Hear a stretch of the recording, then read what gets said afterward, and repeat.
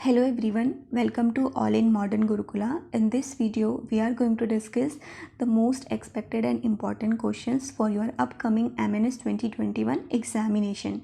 So let's start the session. The first question is आपके exam में जो है बहुत सारे फुल फॉर्म से रिलेटेड क्वेश्चन आते हैं. तो फर्स्ट क्वेश्चन हमने उसी से पिक किया है, फुल फॉर्म एंड प्लस उनके हेडक्वार्टर्स. आपसे पूछा है UNICEF का हेडक्वार्टर कहाँ पे है. तो फर्स्ट ऑफ ऑल आप मुझे कमेंट बॉक्स में इसका फुल फॉर्म बताएंगे.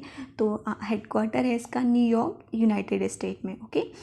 Next question is who was the president of Indian National Congress in 1924. अब देखेंगे आप, इंडियन नेशनल कांग्रेस जो है आपकी INC जो फॉर्म हुई थी 1885 में, AO ह्यूम ने फॉर्म किया था. ठीक है. फाउंडर कौन थे इसके?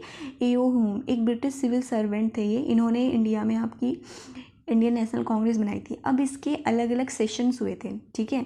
तो अब पूछा है कि हर एक ईयर में अलग अलग सेशन. तो आपसे क्वेश्चन में पूछा है कि 1924 में जो आपका इंडियन नेशनल कांग्रेस का सेशन हुआ था उसमें कौन उसके प्रेसिडेंट थे. तो इस टाइम इसके प्रेसिडेंट थे आपके Mahatma Gandhi. Okay. Next question, on which date 1857 revolt started.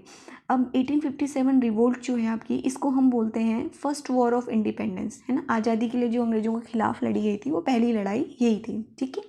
Meerut से शुरू हुई थी, धीरे धीरे बाकी पूरे नॉर्थ इंडिया के बहुत सारे स्टेट्स ने इसमें पार्टिसिपेट किया था. अब क्या रीज़न था कि इतनी अच्छी रिवोल्ट होने के बाद भी ये अनसक्सेस रही. बिकॉज जो अगर आप देखेंगे 1857 का जो रिवोल्ट था उसमें साउथ इंडियन पार्ट अनटच था. ठीक है.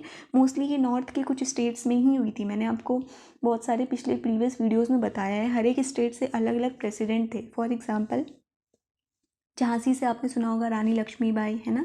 कानपुर से तात्या तोपे. हर एक जगह से अलग अलग लीडर्स थे जिन्होंने प्रिसाइड किया था इसको. ठीक है. तो अब ये तो सबको पता है कि 1857 का जो था. आप क्वेश्चन पूछा है कि डेट किस डेट से ये स्टार्ट हुआ था. तो डेट थी आपकी उस दिन 10 मई. ओके. नेक्स्ट क्वेश्चन पे मूव करते हैं. Next question is national technology day celebrated on. Days पे बहुत क्वेश्चन आते हैं आपके एग्जाम में हमेशा. तो अब यहाँ पे टेक्नोलॉजी डे के बारे में पूछा है. तो correct answer is May 11th. Next question, Gandhi Sagar dam is on which river. Gandhi Sagar dam आपका बहुत फेमस डैम है, तो कौन से रिवर पे है. Answer is Chambal river.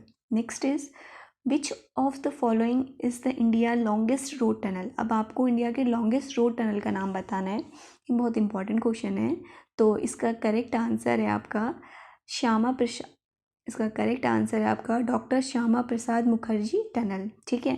अब आप देखेंगे तो श्यामा प्रसाद है, तो श्यामा के नाम पर ही इसको हम लोग क्या भी बोलते हैं, श्यामा टनल भी बोलते हैं. ठीक है. फॉर्मली है चेन्नई नसरी टनल. कहाँ पे है चेन्नई नसरी टनल. ये रोड जो है आपकी is a road tunnel in Jammu and Kashmir of India. Okay. नाम याद रखना है, डॉक्टर श्यामा प्रसाद मुखर्जी टनल या फिर Shyama tunnel. Next, which of the following is India longest highway tunnel. अब आपसे पूछा है कि लॉन्गेस्ट हाईवे टनल कौन सा है. ऑप्शंस यहाँ पे दिए नहीं है, मैंने डायरेक्ट आपको आंसर्स बता दिए हैं. आंसर है इसका अटल टनल. तो आपको इसका याद रखना है. लॉन्गेस्ट हाईवे टनल पूछेगा तो क्या है इसका आंसर आपका अटल टनल. ठीक है. तो इसमें कितनी की फीट पे बनाया गया है. ये 10,000 फीट पे बनाया गया, एकदम हाई पे. ठीक है. ये कहाँ पे टनल क्या चीज़ को कनेक्ट करता है. ये Manali to Lahaul and Spiti valley throughout the country. ठीक है. Next, Sambhar lake is located in which state. Sambhar lake आपको पता ही होगा, बहुत फेमस लेक है. तो ये लोकेटेड है आपकी कहाँ पे. इंडिया की largest inland salt water lake है. सांभर लेक किस चीज़ के लिए फेमस है, सॉल्ट वाटर के लिए ना. तो ये कहाँ पर है, सिटी ऑफ जयपुर. जयपुर यानी कि कौन से स्टेट में होगा आपका, राजस्थान में. ठीक है. तो याद रखना है सांभर लेक आपकी कौन सी है. सांभर लेक आपकी सॉल्ट लेक है. ठीक है. India largest inland salt lake है. इसके बारे में ये चीज़ बहुत पूछी जाती है एग्जाम में, तो इसको याद रखना है.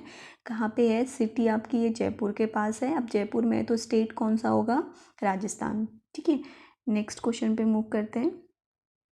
Next question is MNREGA establish on which date. MNREGA बहुत ही फेमस आपकी गवर्नमेंट की एक पॉलिसी है. तो इसका फुल फॉर्म क्या है, the Mahatma Gandhi national rural employment guarantee act. ठीक है. ये आपका कब स्टार्ट किया गया था, डेट पूछा जाता है, बहुत इंपॉर्टेंट है. नोटिफिकेशन डेट कब है इसकी, September 7, 2005 को. लेकिन फोर्स में कब से आया, Feb 2, 2016. तो यानी कि कब से आप लोग याद रखेंगे, डेट क्या है 2 Feb और ईयर क्या है आपका 2006. ठीक है. तो याद रखना है मनरेगा कब से आपका स्टार्ट किया गया था 2006 में, और कौन सी डेट से, 2 फैब से, और कौन, इसका फुल फॉर्म भी याद रखना है, Mahatma Gandhi national rural employment guarantee act. ठीक है, नेक्स्ट क्वेश्चन पे मूव करते हैं। अब दूसरी आपका इसी तरीके से दूसरी एक स्कीम है सुकन्या समृद्धि योजना। ठीक है, अब इसके बारे में बताना है कि ये स्कीम है क्या। ये बहुत इंपॉर्टेंट स्कीम है, बहुत बार एग्जाम में पूछा जाता है। ठीक है, तो ये कब से स्टार्ट की गई थी? पहले हमने मनरेगा पढ़ी थी, तो वो कब से आई थी? 2006 से। ठीक है, अभी सुकन्या समृद्धि स्कीम आपकी कब से आई है? 2015 से। ठीक है, पार्ट ऑफ गवर्नमेंट इनिशिएटिव, किस पार्ट का इनिशिएटिव है? बेटी बचाओ बेटी पढ़ाओ कैंपेन। ठीक है, तो इसने क्या किया था, इस स्कीम ने ओपन किए थे बहुत सारे saving account for the girls and the authorize commercial bank in the Indian postal branch. लड़कियों के लिए मेनली बेटी बचाओ बेटी पढ़ाओ से रिलेटेड है आपकी सुकन्या समृद्धि स्कीम। ठीक है, कब आपकी आई थी? नाम याद, ईयर आपको याद रखना है 2015 में। ये दोनों चीज़ इसके बारे में याद रखेंगे। पहली मनरेगा 2006 में, उसके बाद सुकन्या समृद्धि योजना 2015 में। Next, capital of Indonesia. Indonesia की कैपिटल आपको बतानी है, इसका आंसर है आपका जकार्ता। बहुत सारी आपकी पूछी जाती हैं कैपिटल से related. Next, who is the ICC cricketer of the year 2020? Correct answer है इसका आपका विराट कोहली, अभी इंडियन टीम के क्रिकेटर भी हैं। Next, where is the headquarter of DRDO? DRDO का हेडक्वार्टर कहाँ पे लोकेटेड है? तो डीआरडीओ का हेडक्वार्टर कहाँ पे है? न्यू दिल्ली में। नेक्स्ट क्वेश्चन, फुल फॉर्म बताना है यूआरएल का। फुल फॉर्म है यूनिफॉर्म रिसोर्स लोकेटर। ये बहुत एब्रीविएशन से बहुत क्वेश्चन आते हैं, जैसे इस बार आपका पिन का आया था, तो इस बार मैंने अभी आपको बताया है यूआरएल। ठीक है, Pokhran test was held in which year? Pokhran test कौन से ईयर में हुआ था? बहुत फेमस टेस्ट था, that is year in 1974। Next, Sardar Sarovar dam is on which river? Sardar Sarovar dam कौन सी रिवर पे है? Answer is Narmada. अभी देखो, ये हमने पीछे किया था ना, प्रधानमंत्री सुकन्या समृद्धि योजना। अब दूसरी है प्रधानमंत्री सुकन्या बीमा योजना। ठीक है, उससे मैंने आपको बताया था, उसके तहत जो है आपके लड़कियों के बहुत सारे अकाउंट्स खोले गए थे। तो ये भी आपकी कब आई थी? 2015 में ही आई थी। ठीक है, तो याद रखना है कि दोनों स्कीम 2015 में ही आई हैं। Next, Godavari river originated from? Godavari river आपकी कहाँ से ओरिजिनेट होती है? ठीक है, त्रिभंकेश्वरम गोदावरी कहाँ से आती है? ये आपकी नासिक डिस्ट्रिक्ट से। इतना आपको याद रखना है, ओरिजिनेटेड फ्रॉम नासिक डिस्ट्रिक्ट। और नासिक डिस्ट्रिक्ट कहाँ पे है आपका? महाराष्ट्र में। ठीक है, तो ये आपको याद रखना है इस क्वेश्चन से related. Next, Sanchi stupa is made by? अब ये स्तूपा जो है ये बहुत फेमस हुआ करता था, जो विक्ट्री का रिप्रेजेंट करता था। तो सांची स्तूपा किसने बनाया था? बहुत फेमस स्तूप थे, तो आपको याद रखना है स्तूपा से रिलेटेड जब भी आएगा तो उसका आंसर हमेशा क्या होगा? अशोका।